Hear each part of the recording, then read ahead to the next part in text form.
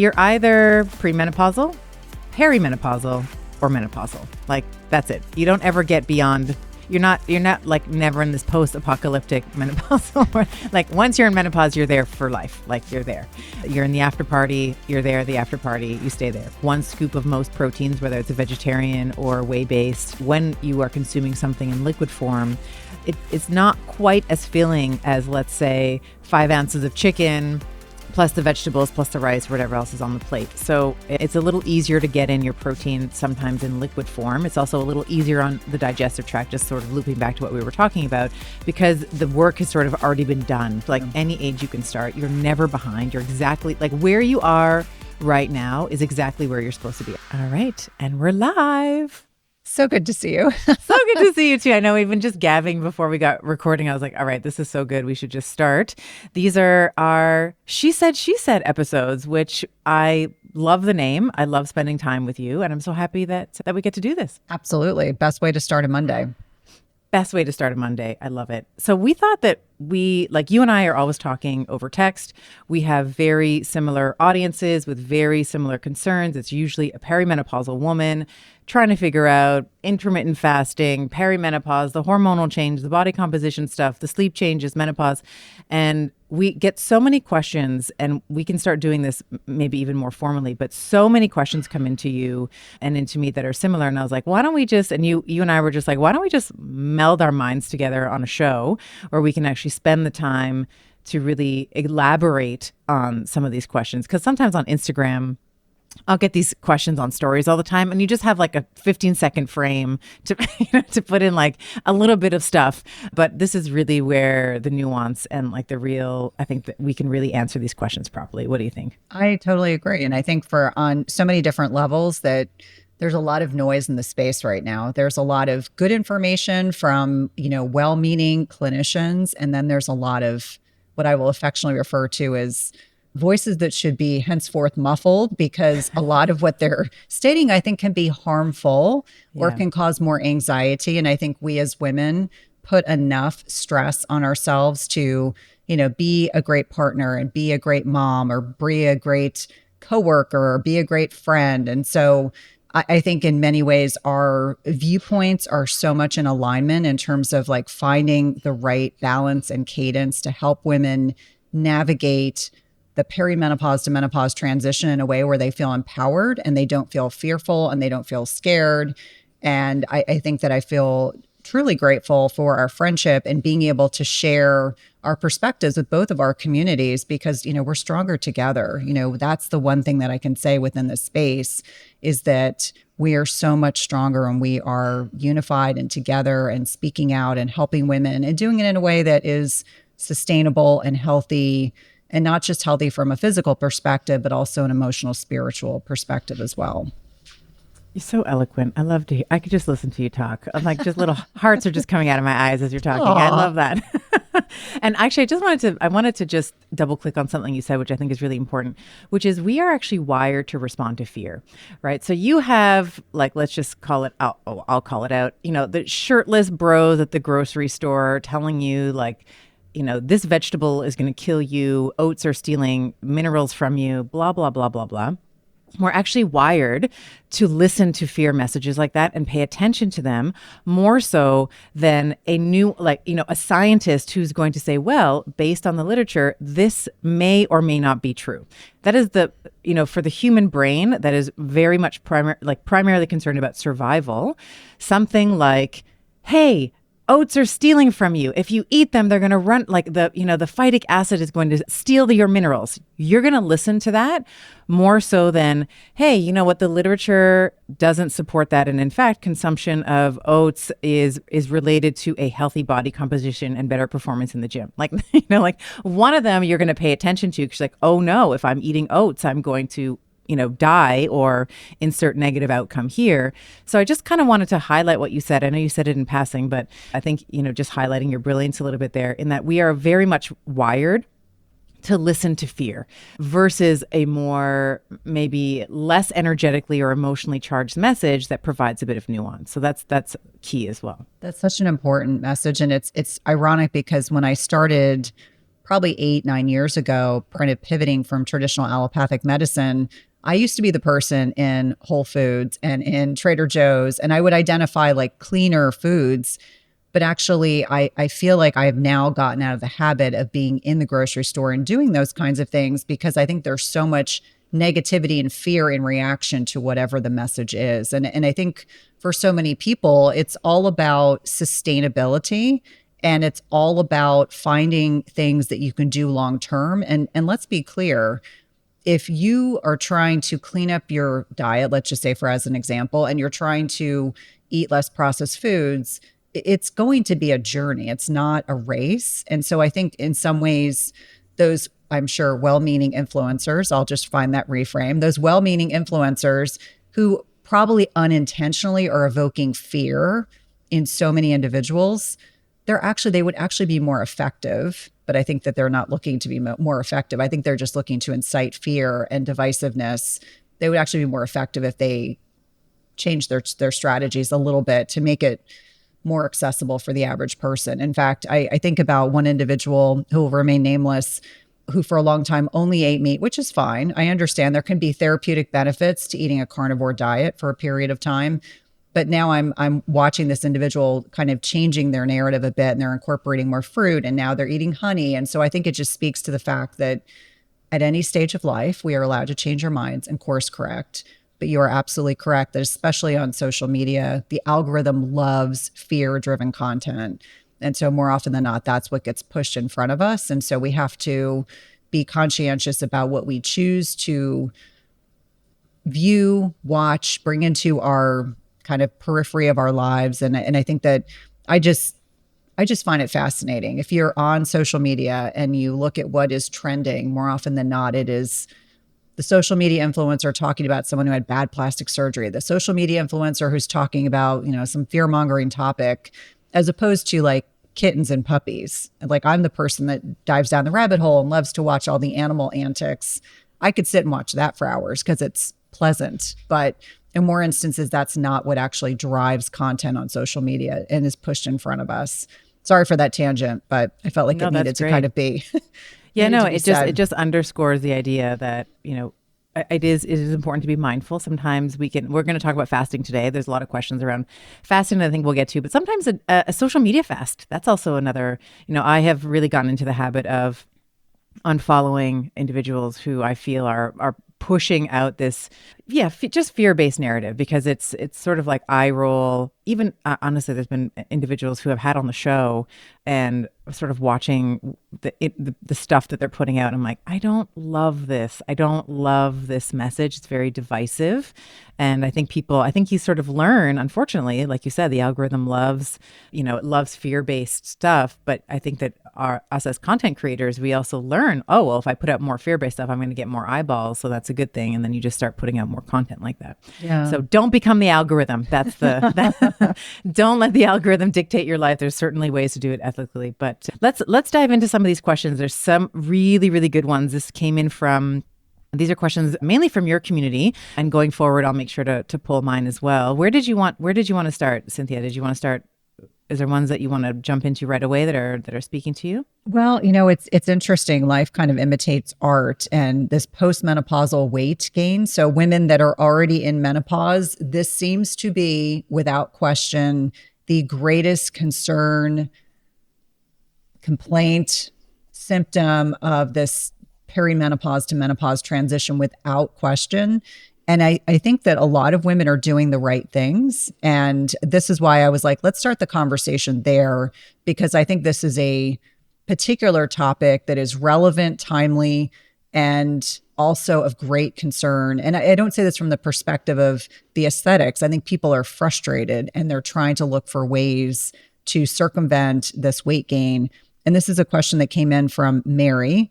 So she's talking about she's in menopause. Why is a keto lifestyle and cardio exercise not giving the desired results? And so presumably the results are the menopausal weight gain. And I can't think of a better person that I'd love to hear the response from than you. Yeah, I mean, I gotta agree with Mary. First, it doesn't feel good. Like when we're gaining weight, you don't, like when your clothes don't fit. you're just miserable, right? You have this, favorite jeans or favorite shirt or favorite whatever. When you're, there's this sort of thickening of the waist that a lot of women will complain about. It's this like accumulation of belly fat or this disappearance of the waist that a lot of women think about or experience.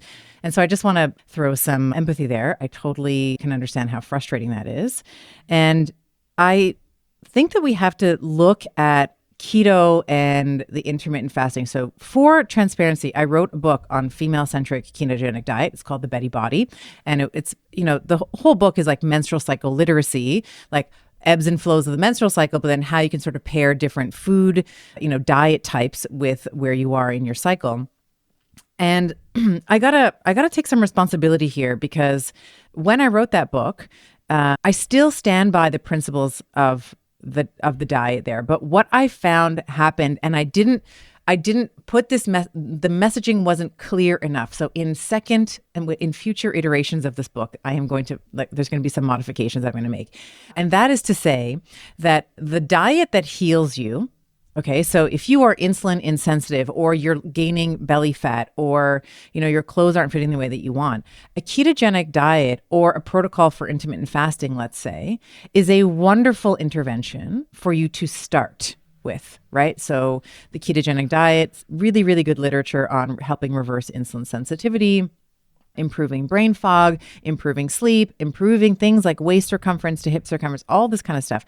The issue is what I found after having thousands of women, go through the book and running programs, is women started to vilify carbohydrates. So it was like, oh, so ketogenic diet, low carb. So that means that carbs are the enemy. I must never consume carbs again. And it's like, God, I don't know how I missed that. Like as a doctor, literally, I beat myself up about this, truthfully, because it's a great intervention to pull back on the carbs temporarily. That is what healed my my menstrual cycle issues, my insulin sensitivity, my estrogen dominance, and then the clients and the patients that I cared for. Yes, pulling back on carbohydrates temporarily, double underline, highlight, bold, temporarily helps. And then once that diet is no longer serving you, you have to move on from it. Right? In the same way that you might outgrow, a friendship, right? Or you might outgrow a business relationship. Like it was serving you for a while, and now you've sort of ridden that area under the curve, let's say. This is like nerd speak for like you've exhausted the benefit of that diet. You no longer need it, and you now move on to something else. Where I think women have missed the mark, and like I said, I'm taking some responsibility for this, is that they stayed in keto land for too long. And so then we start to see denigration of thyroid function. Then we start to see insulin sensitivity actually decline. We start to see the weight coming back. And then what do women do? Instead of saying, hey, maybe I've passed the sell-by date, right? Like the expiration date on this diet is done. We start to say, oh, I should fast longer. I should eat even less carbs. I should do keto harder, right? So my overall message here is in order to heal metabolism and sex hormones and some of the things that she's talking about, I do think a therapeutic intervention of intermittent fasting and the ketogenic diet is great. And you shouldn't stay there forever. And so that's sort of the long and the short answer. I don't know how you feel about that. Thoughts on that? I know you obviously, you're known for intermittent fasting and millions of views on it. Do you agree with that? Disagree with it? Any context you'd like to add? Yeah, no, I would say that we are designed as human beings to evolve, shift, and change throughout our lifetime. And so what you're really speaking to is that if there's a particular strategy or strategies that have worked well for you at a particular time in your life, you may come to a point where you find it is no longer effective. Now, I have spoken very transparently, so I'm going to dovetail and just say that personally, I've worked very diligently over the last almost year to build muscle. Well, as you can imagine, in menopause, your hormones. I see those shoulders. Yeah. I see those shoulders. Your hormones are a little bit working against you. And so it is much harder to build muscle. Not impossible, but what that has looked like for me personally is not as much fasting, more carbohydrates. So I actually do better on a higher protein, higher carb diet. And I was someone that for many years carb cycled, really tight fasting windows, really tight rules around what I ate in a fasted state, if anything. And I've learned to relax that quite a bit. And what I found very humbly that I think is really relevant to this conversation is that I invite you, if something is no longer working, to shift gears. Maybe you need a little bit more therapeutic carbohydrate. And when I talk about carbohydrates, it could be more vegetables. It could be some fruit. I do very well with fruit. I don't do as well with grains, but I do have some grains in my diet now. I am dedicated gluten-free because I have several autoimmune conditions that are in remission. But what I think is important for people to understand is that I went from a 16-8, 16 hours fasted with an 8-hour feeding window, to now having effectively a 10 or 12-hour feeding window to get enough protein in.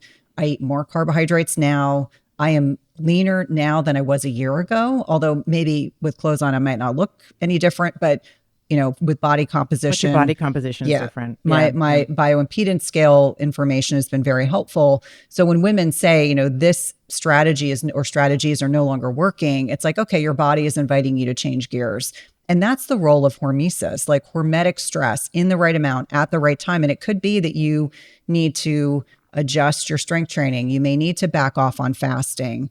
And I think it is human nature that when something is no longer working, to your point that you already made, more carbohydrate restriction, more exercise, more fasting. And we think that that's the right strategy to get us out of it. And I think it seems counterintuitive, but for many of us, it is backing off on the intensity of what we are doing and perhaps changing things up. The other thing that I think is interesting and relevant, because the ketogenic diet has therapeutic benefits, is that the research demonstrates that depending on the composition of our gut microbiome, which we know takes a hit in that perimenopause to menopause transition, largely from the loss of estrogen. Estrogen is very important, very fundamentally delicate dance between that and the immune function, the gut microbiome. As we are navigating perimenopause and menopause, those changes in the microbiome are so significant that we may no longer have the right balance of microorganisms to facilitate a higher fat, adjusted protein intake. And so that is the other thing that I remind women if they say to me, oh, I went on a ketogenic diet, and they're doing it right as they identify what their macros are, and I gained weight on a ketogenic diet. And the first thing I'll ask is, well, how much fat are you consuming? Because a stick of butter and 5 avocados a day is not going to work for any of us, at least not the women that I know and I interact with, but helping them understand that sometimes it can be a reflection of what's going on in the microbiome. And to kind of bring this full circle, men and women's microbiomes as children are very similar until we go into puberty. And it's puberty when we start having these changes in sex hormones that starts to differentiate the gut microbiome of men and women.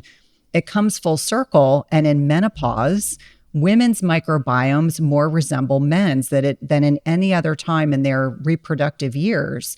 And so just understanding that in and of itself helps women understand, like, your hormones are not per se working against you. It's just we have to navigate things and consider. This is why I like diagnostic stool testing. This is why I think it's so important. If you're stuck, this is a great opportunity to shift gears, change what you're doing, think about some gut microbiome testing, working with a practitioner who's knowledgeable. And when I say knowledgeable, not someone that's done like one, 12-hour class one day and thinks they're going to go out and save the world. But I think for a lot of individuals, it's understanding that shifting gears is just part of navigating middle age, and not in a bad way, in a very proactive way. Just say, okay, this is no longer working for me. This is no longer serving me, but it may work for someone else. Case in point, intermittent fasting, carbohydrate restriction, et cetera. Yeah, that's so good. And I think just you can speak to this more than I, but just as a function of aging, that single cell epithelial lining of the gut is just going to get trashed, right? So it's just going to age, right? There's going to be more disorganization there. I actually had a question for you as you were explaining that. Do you take digestive enzymes, or do you like digestive enzymes? I love digestive enzymes. They make an enormous difference. And I think for a lot of us, not everyone needs necessarily support with hydrochloric acid. We know we produce less of that as we get older, but digestive enzymes, for a lot of women, like as an example, that they tell me they're constipated, they struggle to have a bowel movement every day. I'm like, girl, we just need to get you on some good digestive enzymes, because for many people, it's helping break down, the carbohydrates, the fats, the protein that'll get things moving along and literally moving forward. I love my digestive enzymes. I think that they are an integral part of my supplement regimen, and definitely one of those things that I think can make a big, big difference in how women feel, because so many of us deal with bloating. Like that seems to be a very common issue in middle age, and digestive enzymes can be very beneficial. Do you take any yourself? I do. I just started actually. I was interviewing Wade Lightheart from He's a great Biooptimizers. interview. Yep. Great interview. And he basically gave us like a masterclass on digestion, and he was talking about, and this is actually what made me switch. I was like, yeah, digestive enzymes probably need it. But then he was like, listen, you are buying all this protein, consuming all this protein, like make it work for you, girl, you know? And I was like, oh my God, of course. So you can actually more effectively, as we're losing some of our own natural enzymes, you know, you can more effectively break down and absorb the protein that you are consuming. And for me, it's like, you tell me that I can get gains in muscle mass by taking digestive enzymes, and like, I'm bought, and I'm like, show me where's the checkout, you know? So yeah, I just started. So for me, I feel like it's a little too early to tell, but yeah, I'm really excited about it. Yeah, I think that's the other thing is, you know, we can eat really healthy food, but if we can't break it down and assimilate it, that becomes problematic. So Right. I do think digestive enzymes, getting a good quality one. For full transparency, I use Masszymes. I think that, you know, Yeah, that's what Masszymes I'm is thinking. by Biooptimizers, and you know, they were a podcast sponsor for a while. I think I believe fervently that that is the digestive enzyme that works really well for me. There are other companies and brands that are out there, but that's the one that I personally take, because that's usually the other question I get is, what do you take? And I always say, Yeah. this is what works for me, but Yeah. maybe try a couple brands out and see what you like.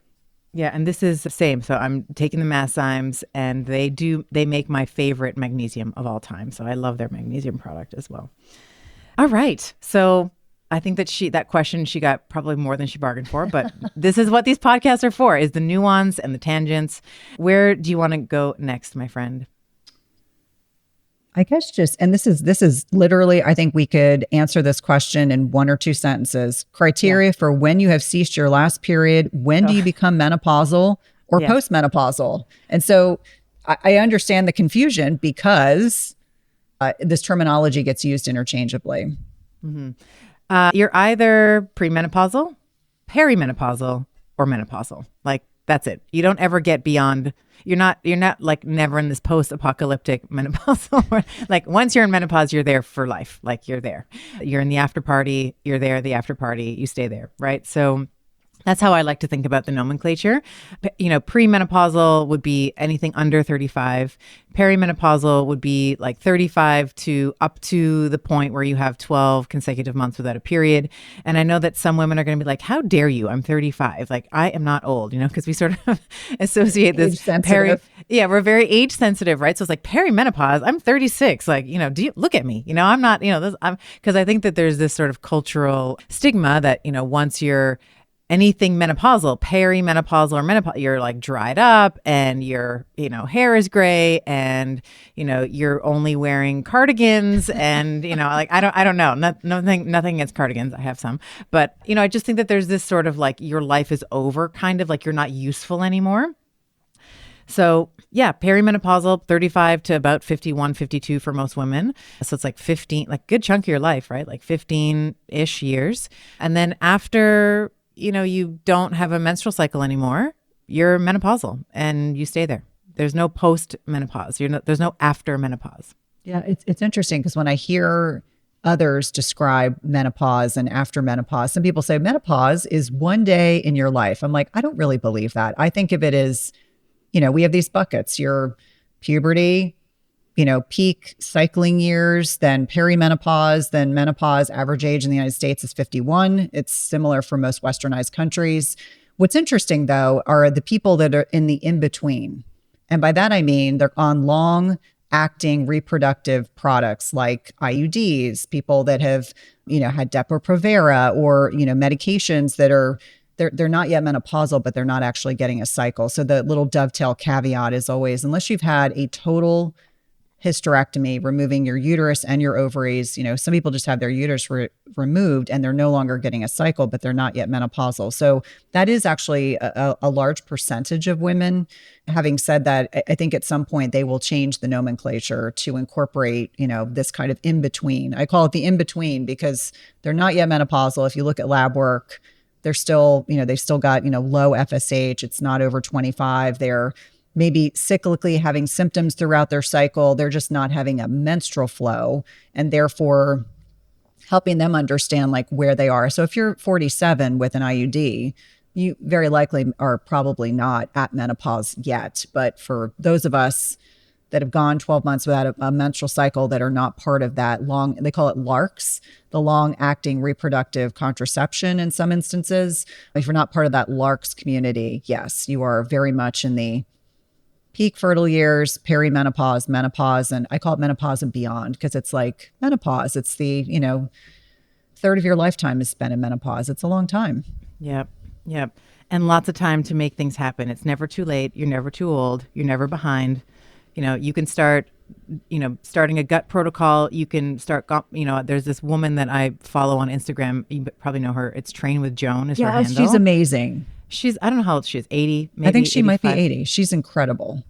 She's squatting, deadlifting, and she only started a couple years ago. So it's like, sometimes I think, I wrestle with this too. Sometimes I'm like, I'm not helping enough people. I'm not doing enough. I'm not reaching enough people. I'm behind. I have that sort of feeling, this feeling of lack of time.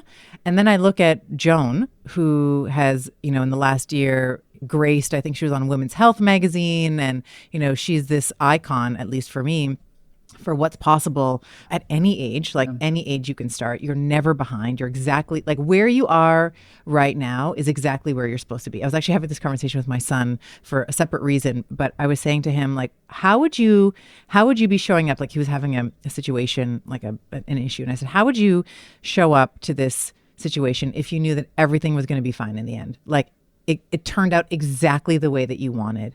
And I actually give that advice to myself sometimes when I feel like I'm behind the ball, I'm not doing enough, I'm not good enough, I'm not putting out enough content, I'm not helping enough people. It's like, what would it look like if it turns out exactly the way that you want in the end? Like you help enough people, you get enough women lifting weights, whatever it is, right?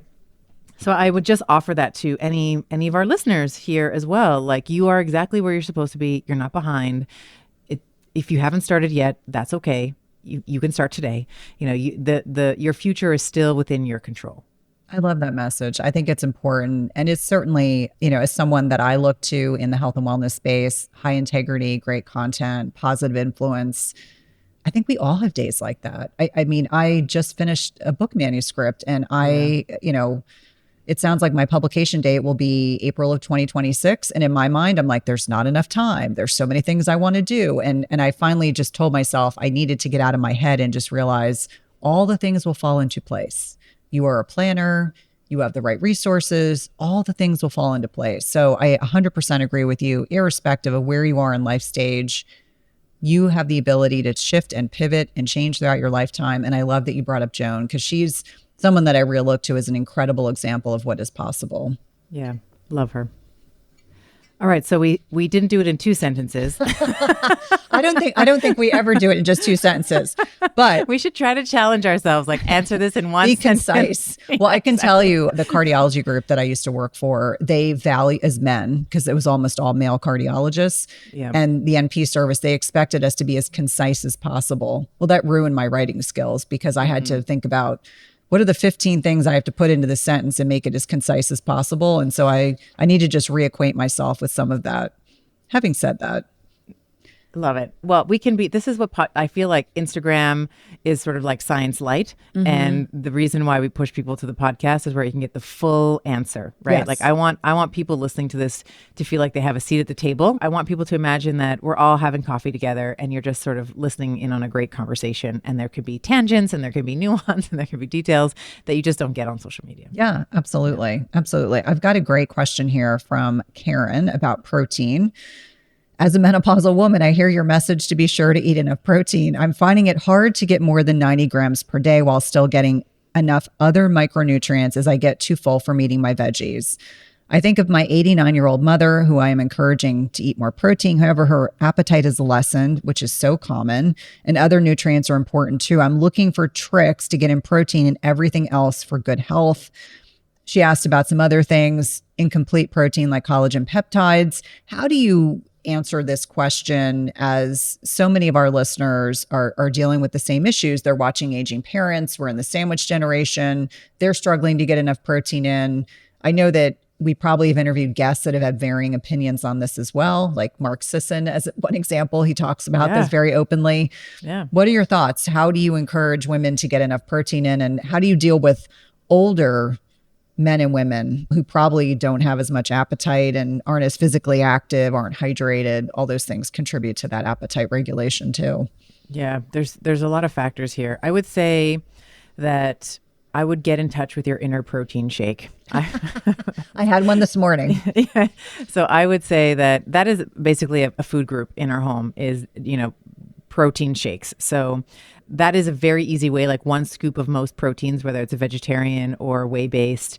Protein is going to give you somewhere between 20 to 25 grams of protein per scoop, which is really, really easy. And when you are consuming something in liquid form, it's not quite as filling as, let's say, 5 ounces of chicken, plus the vegetables, plus the rice, whatever else is on the plate. So it's a little easier to get in your protein sometimes in liquid form. It's also a little easier on the digestive tract, just sort of looping back to what we were talking about, because the work has sort of already been done for the digestive system, right? You're not like the mastication and the breaking down from a solid into like a bolus into like liquid and extracting.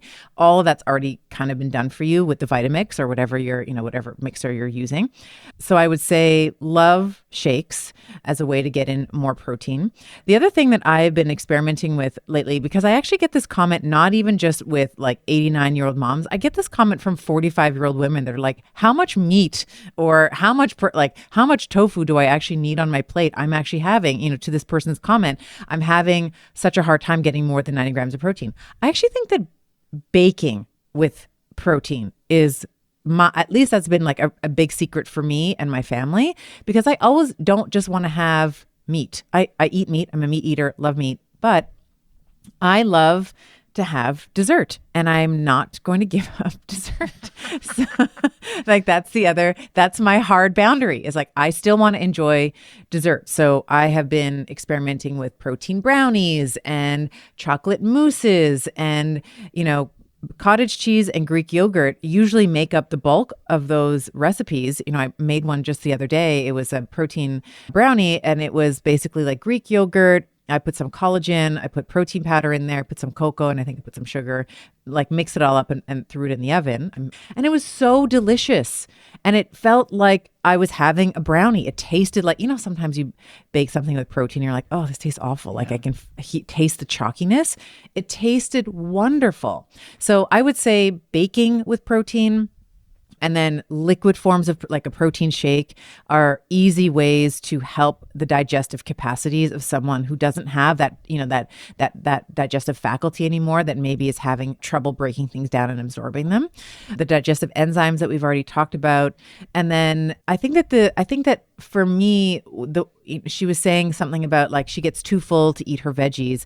I would start with, if she's having a solid meal, let's say, I would start with the protein, and then you can move on to like the rice or the veggie, like, whatever the carbs or the fat are. But I would eat the protein first to make sure that you're getting in the protein, because your hunger signals, it takes about 20 minutes or so, depends on the person, but about 20 to 25 minutes between the signal in the stomach that you're full to kind of get up to the brain. So 20 minutes into eating, you've probably consumed the protein. Maybe you've gotten into the fat as well.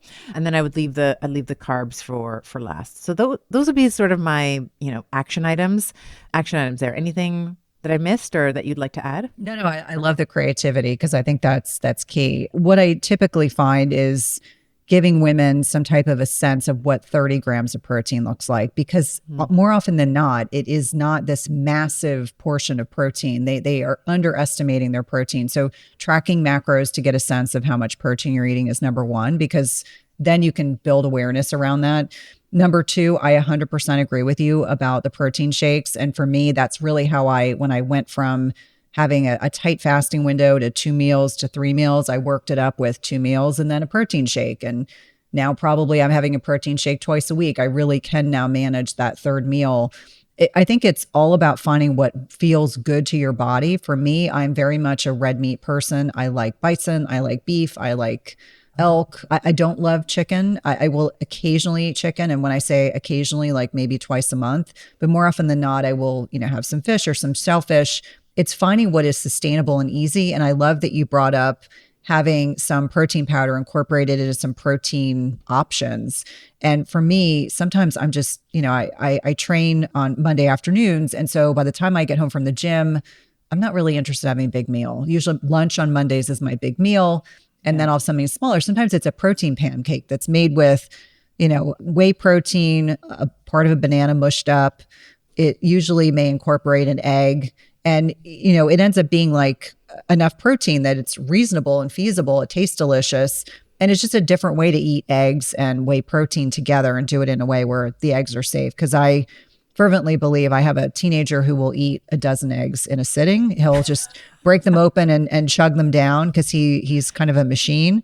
Wow. But that's just not the way that I like to consume eggs. Having said that, first of all, measure what you are consuming so you have a sense of how much protein you're consuming, and then start slowly increasing it. What I can tell you about older patients is that they've gone many years with a lot of muscle mass loss. So their metabolism shifts after the age of 60. I find that they, their sense of taste is changing. Sometimes, they don't want to just cook for themselves anymore. So I think sometimes you have to find the things that they like and enjoy and help them capitalize on that. My mother-in-law is both visually impaired now, unfortunately. She's sharp as a tack, mentally, but visually has some deficits, has some mobility issues. And my husband and my sister-in-law will cook for her, freeze things for her, and then she can defrost it. And she gets bored really easily. And so I think when we're talking about older adults, it's finding things that they like and maybe helping them prep ahead so that they don't spend a lot of time cooking. That may also help them be more interested in getting that protein in. But I can tell you from my own experiences with my mother, who is 79 years old, she is stubborn. And she wants to eat her one meal a day, and that's what works for her. And we've just kind of left it. I've told her I'm de-obligating myself from worrying about her protein consumption. I just gently keep reminding her that maybe add some collagen, maybe have some essential amino acids, which is something I know we didn't talk about. Yeah. For some of us who are trying to buffer that protein intake, when I travel, sometimes I'll take essential aminos, but it's not something I do every day. And I only use it in very rare instances where I'm concerned about buffering that protein intake. But there's lots of different things you can do. It's, what is feasible and reasonable, and then working from there. And if 90 grams is what you can do consistently, please don't beat yourself up about it. That's a lot more than most women are consuming. I think the averages I've looked at have been maybe 45 to 50 grams at best. Yeah. I've read 50 to 60 grams on a day, and it's like 90 grams is, you're already sort of in the top percent. Yes. top You're still 10% winning there. Yeah. You're still winning. And maybe it's a little bit of collagen or protein in your blended in your morning coffee. I know that. And your point around the elderly being stubborn is like they are just set in their ways, yes, they right? are. So we also have to understand that, because one day too, we're going to be there, and our children are going to be like, Mom, the latest stuff says this. And you're like, nope, I want my protein brownies. I don't want nothing else, right? There's going to be some new science in 30 years that I am not going to be willing to listen to. So we also have to love them a little bit for where they are too. Absolutely. Without question. Couple more questions I'd love to try to tackle.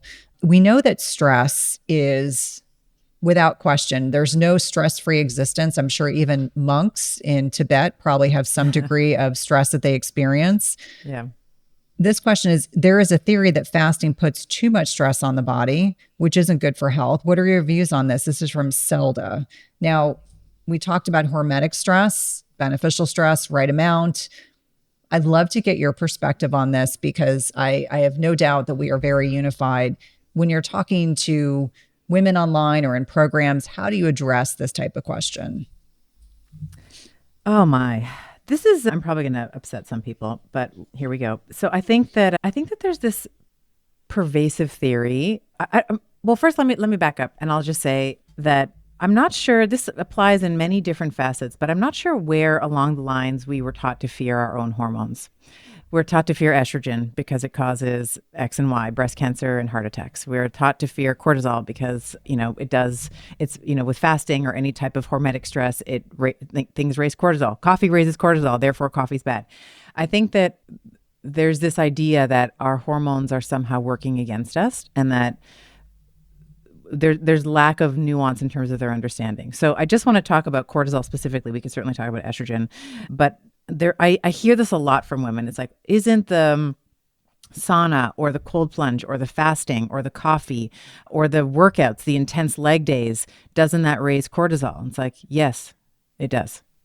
So does the reason why you wake up every morning is because your cortisol raises in the morning, right? It's like, should you stop sleeping?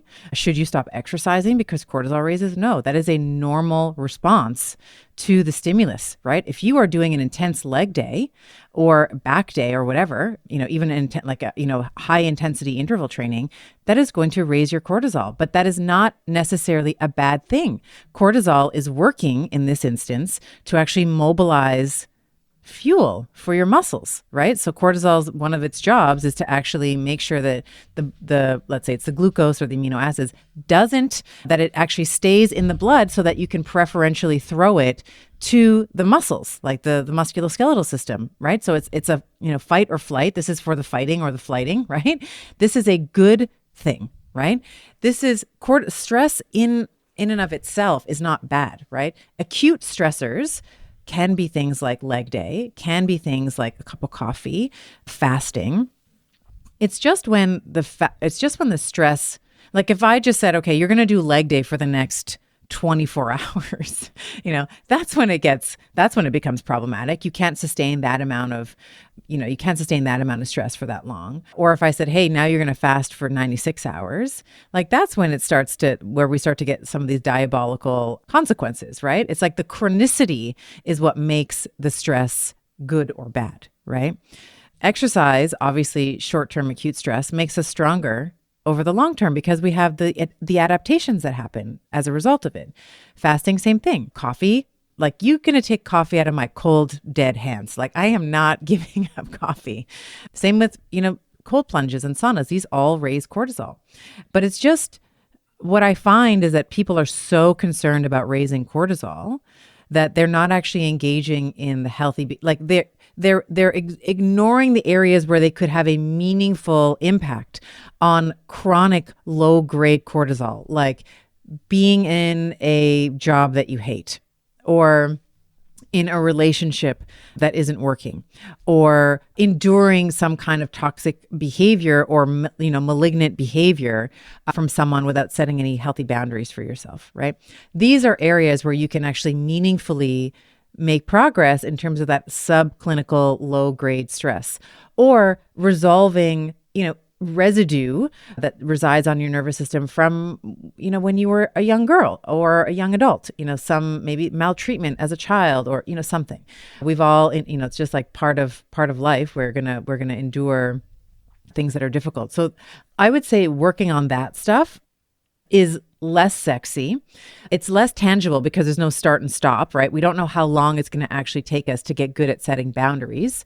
So we turn to things like leg day or fasting or things where we're like, oh, should I be fasting 16/8 anymore? Should it be 12? We sort of try to find other ways.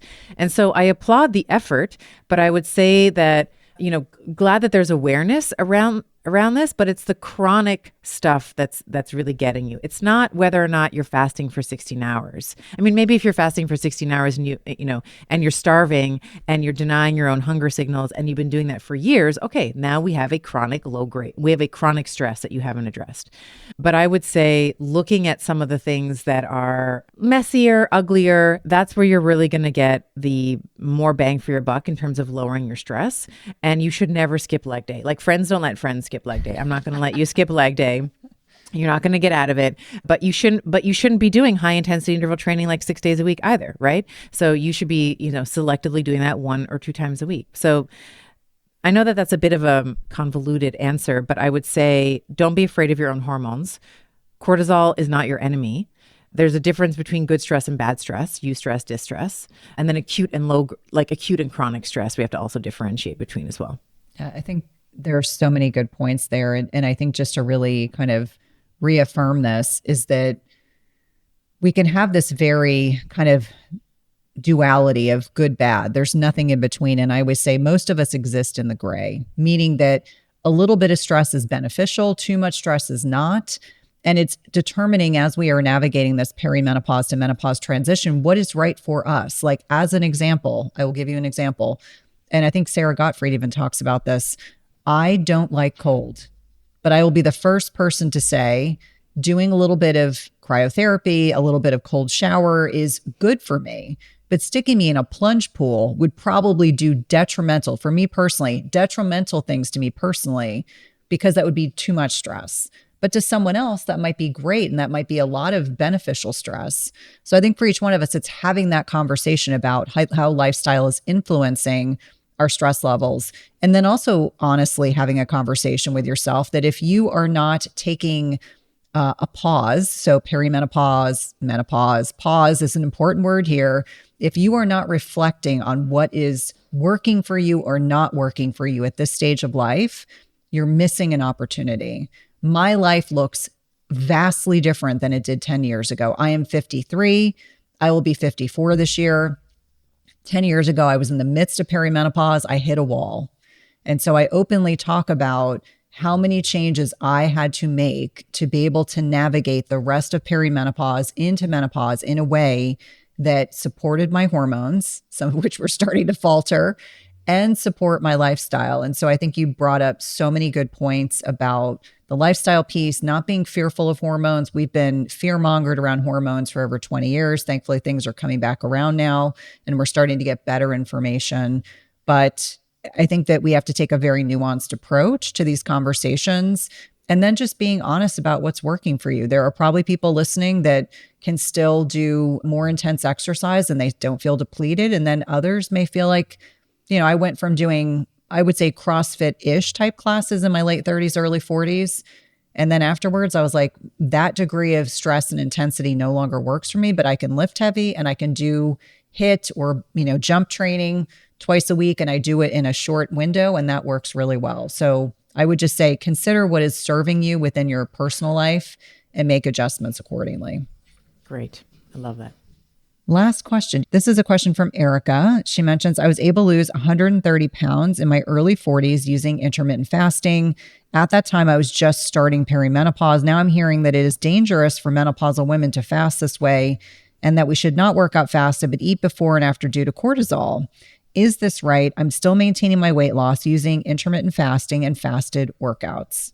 Great question. Ooh, good question. First of all, congratulations. Yes, it's amazing. My God, what'd you say? How many? 130 pounds. 130. That is a person. Yes, 130 pounds sustained. That's incredible. Good for you. Okay, so this question I think is getting the heart of it is like fasted cardio or fasted training versus not fasted cardio or fasted training. I will say this: if intermittent fasting is working for you, clearly it is.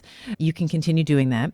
The literature is pretty clear. It doesn't actually matter whether you train fasted or you train fed in terms of fat loss, right? So if you train, let's say you do your cardio or you're training fasted, you burn more fat during the activity. So let's say you're on the treadmill or you're lifting weights or whatever, you burn more fat during that activity because your body's trying to mobilize, again, cortisol's rising, trying to mobilize some substrate for your muscles to be able to work. But once the activity stops, you actually burn less fat over the next, 24-hour period. If you train fed, right, so you eat something beforehand, you will burn less fat during the activity, but your fat loss is going to be augmented or higher after that activity stops. So it's like it evens out, right? So whether or not you train fasted or not, in terms of if the goal is fat loss, there's no difference, okay? What does seem to matter is total protein intake, obviously. We've talked about this. You've talked about this on your show. I talk about this on the show. In that 24 hours following the training or the activity, that you're replenishing both the protein and the glycogen lost in the muscle in order to do that activity, whatever the activity was. So I would say, keep at it, girl. If you like to train fasted, and that's fine. Where I do think that there is a difference with fasted versus non-fasted is performance in the gym. So what I find personally, during the week, like this morning, I go to the gym. I don't have the stomach to fully eat something. Okay. So depending on the time, I'll either have protein and oats, which I lovingly call proats. So it's just like some oats. It goes so well together, right? So proats. So some protein powder and oats before. I find that is easy for me to digest. I have it 20 minutes in, and then by the time I get to the gym, like I'm ready to rock. Or I'll the other thing, if it's super early, like there's a couple days in the week where my kids have early training, so I if I don't get to the gym at like an ungodly hour at like 5:30, then my workout for that day is just not going to happen. So I get to the gym, and what I'll do is I'll have ketones instead. So ketones are just basically like a drink. Shout out to Ketone IQ, who one of the sponsors of the of my show anyway. I absolutely love their stuff. So it comes in like green apple and peach, whatever. So I'll take a shot of that, and that gives my muscles and my body enough substrate for me to get through the workout, and then I'll come home and then drop the kids off, blah blah, and then I eat, and I have like a nice big breakfast. So that would be how I would respond to it. So if it really comes down to the goal. If the goal is fat loss, the literature seems to be pretty clear. It doesn't really matter. It's kind of whatever you prefer to do. If you are looking at performance in the gym, some kind of substrate prior to the workout does seem to augment. It just seems to help with your endurance. It seems to help with your ability to push further. It's fuel for the nervous system, because a workout is a nervous system endeavor. So that's how I would answer that.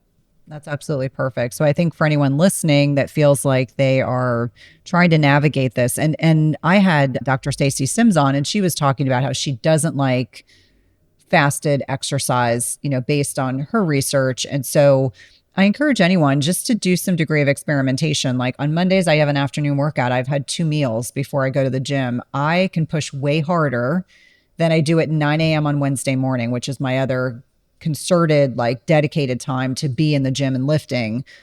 And on those days, I will actually have a piece of fruit en route to the gym. And sometimes I will have a protein bar, because it just depends how hungry I am. And yes, you can find some protein bars. Now, I usually will say eat beef jerky, but I don't want anything salty in the morning. For some reason, that is not what appeals to me. Yeah. I do find on Mondays, I can push myself way harder. That's usually when my trainer will push me way harder than she will on Wednesday morning. And that has been an N of 1 experiment for me personally. So I will have 2 meals. I'll work out at 4 o'clock, 4 to 5. And then I go home and I eat a small dinner, because I don't really want to eat much at 6 o'clock at night. With that being said, I was surprised to see how differently I could show up and work out with more food on board. And I still work out hard on Wednesday morning. I just don't work out. Like, I can't push myself quite as hard without having a little bit of fuel. And that doesn't mean that my body can't access stored fuel. It's just I've noticed that my performance, that's not the morning I want them to try to have me do a dead hang for a minute and a half. I'm like, no, right. It's not happening. The other thing that's actually interesting about that is maybe one of the reasons that you're finding that your performance is better on the Monday in the afternoon is your core body temperature is also higher, right? So you've had the 2 meals, like you've said, you've probably been moving around somewhat, joints are nice and lubricated, and your core body temperature is elevated. So that also does seem to influence performance in the gym as well. And so and that doesn't mean that if you have to work out at 5:30, like you just got to get it done, right? So this is just another comment to say there's optimal times to do things. Like when Cynthia's working out on Mondays, she's basically like, if there was like a perfect to do, like a checklist, that like she's followed it, right? So it's like 2 meals, some gentle movement, core body temperature's elevated. That's when she can push herself, because your nervous system has been primed, you have fuel. But on the Wednesdays, let's say when your workout's at 9, core body temperature hasn't peaked yet. Our core body temperature peaks usually around noon-ish for most, like if you're based on, like you're waking up, assuming that you're waking up at, you're on a circadian rhythm where you're waking up when it's light, going to sleep when it's dark. 12 to 1 is usually when our core body temperature peaks, but you're working out at 9 because that's the time that you have that day, right? I work out some days at 5:30 in the morning with ketones because I don't have time for fuel. I haven't had my core body temperature. I'm still cold, so I got to make sure I really do some mobility drills before I start really pushing. But the point is, there's some times when you're going to get it like perfectly right. It's going to be super optimal. And then other times it's going to be less than that, but you're just going to find a way to get it done because that's life. Life is not perfect. Things are going to be messy. It's somewhere in the messy middle that we often find ourselves. And I think it's important. There were definitely many years where my kids swam in the morning and we were up at 4. I was up at 4 to get them to the pool at 5. And that was my time to work out. And I look back now and I cringe, but there's only so many years we have with our kiddos before they get launched out of the house. And so I think we have to work with what we have. And certainly many years where I had to be in the hospital at 7:30 in the morning. So I was in the gym early because that was the only time I could actually get that done. So I think for each one of us, it's figuring out what works for us, what makes our bodies feel good, and actually embracing that. Because I think for some people, when they start experimenting, whether it's with different times, different types of modalities, maybe working out from home versus in the gym, finding out what works best for you. I now have become a homebody because I actually really prefer working out at home because I don't care what I look like. I don't have to match. I don't care if my socks match. When I go to the gym, I have to have a couple extra things like, do I match today? I have a puppy who likes to chew up socks. So I have a lot of unmatched socks right now for the gym, which is a source of never-ending humor / frustration. I think for each one of us, it's figuring out what is working for us and what is not. And don't be afraid to course correct. Just like this entire conversation, maybe working out in the morning has worked for you really well. And then you start figuring out you work out better midday or in the afternoon.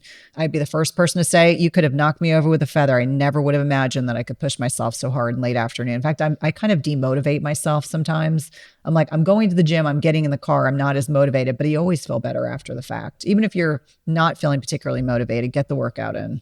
Yeah. And even there's some days when I get to the gym and I feel so tired and then I just end up having the best workout. Mm-hmm. And then sometimes the opposite's true too. I do all the right things. I've slept like a beast. I've had my pre-workout. I'm ready to go and I don't have anything to give. And I just I just leave it all, like whatever I have to give, I do. And sometimes I have to modify. So all of it is like all of it counts. That you showed up is like 90% of the game. So yeah. Oh, I'm curious. So what pre-workout are you doing? Are you doing like coffee as your pre-workout or do you have like a formal pre-workout? Oh, I do both. So coffee early in the morning, I'll have like a shot of espresso if it's like my super early 5:30 morning. When I work out at a bit more of a reasonable hour, like today I was at the gym at about 6:30, I'll have my cappuccino. I have like my cappuccino in the morning, but I do have, I will also take like a formal pre-workout, which has all the things that it has caffeine in it. It has all the things. Yeah. Beta alanine, all the things that give you like the sort of, I get a little bit tingly. Mm-hmm. My face gets a little bit tingly. I'm like, okay, so now I get to talk to God. While I'm doing my squats and my face is tingling and I'm looking up for mercy. I'm like, all right, I'm gonna have a conversation now. So yeah, so I take pre-work. I usually do the pre-workout on the weekends because my weekend gym schedule is a little bit more lax. I typically go later in the morning, or if my kids have a game, then I'll go after the game, which is usually in the afternoon. So again, like I've had a couple meals in, I've had some coffee and like I'm ready to go. So the pre-workout usually comes in on the weekends. Yeah, I'm always asking other women like what they do and what works well for them. I am not a coffee person, but the more I read the research, the more I should be a coffee person. So I keep trying to find ways because I find it too bitter. That's my biggest issue is I'm a hyper taster. So things to extremes, like when I used to eat cheese, like even eating the strong cheeses never appealed to me. Probably TMI, but I do drink iced green tea. That is the way that I get it down. I'm like, I know it's beneficial. And that's what I do. But I usually, other than water, creatine, electrolytes, that's usually all I do. Okay, so the thing I'm going to tell you, what I love to put in my cappuccino is a sugar-free syrup. Okay. It's like a salted caramel flavor. I'll send you the link. We'll put the link in for the show notes for anyone who wants to. I forget the name. It's like Matthews or Mateo's or something. I just pick it up off of Amazon. And it's like a salted caramel shot. And I'll put the coffee in it because coffee can be bitter. Mm-hmm. But even when I have the espresso shot, I'll put like a little bit of that salted caramel. And it's, maybe there's like, they have 1,000 flavors. They have like, maple and they have, English toffee and hazel. Like they have all different flavors. But that I find makes the coffee a bit more palatable. There's no sugar in it. It's like a sugar alcohol. So I'll share that one with you and you can let me know. Yeah, let me know if you like definitely. Yeah. Definitely. I'm always open. In fact, I came back from a functional med program that I'm doing and I was like, dang, I got to try coffee again. There's just so many health benefits to it that Yeah. I'm like, all right, we're going to try. We're going to keep trying.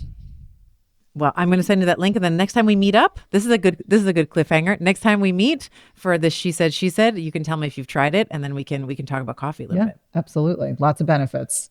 Awesome. It's always good connecting with you, my friend, and till next time. Sounds good. Hey, if you like this video, you guys are going to love this video, and I'll see you there.